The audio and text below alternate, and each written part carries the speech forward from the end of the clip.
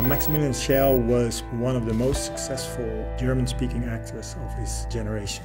His most famous role is probably the judgment at Nuremberg, for which he won the Academy Award in 1968.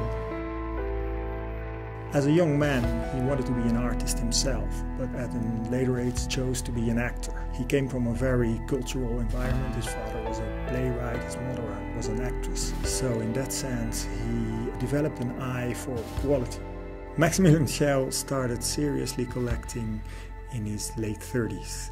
That was in the late 60s in the US, where he was introduced to a lot of galleries, of which I think the most influential for him was the gallery of Sidney Janis. Here he was introduced to the work of Joseph Albers. When he first saw one of these works, he immediately saw the level of perfection that he was also striving for.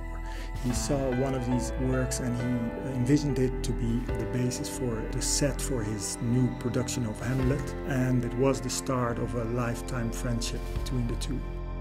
It was famous that he used to rent a car from New York and drive up to Albers in Connecticut, and there they had conversations at the kitchen table talking about art, and I think that really influenced the career of Maximilian Schell in the sense that they were both striving for the same perfection and the same simpleness in their work.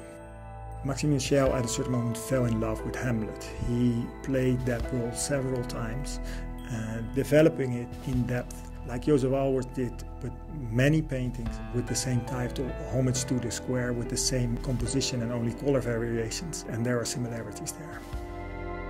Next to the three Albers paintings, there's a beautiful work on paper from the early 50s by Franz Klein. He is one of the great American abstract painters. What you see in his collection is that although a large part of his collecting happened in the US, we can say that he stayed very close to his European roots. For instance, the work by Jean Dubuffin is a clear example of European art brut. Schell himself said that he was never looking for the hip or the new, but he was always looking for the quality and the change.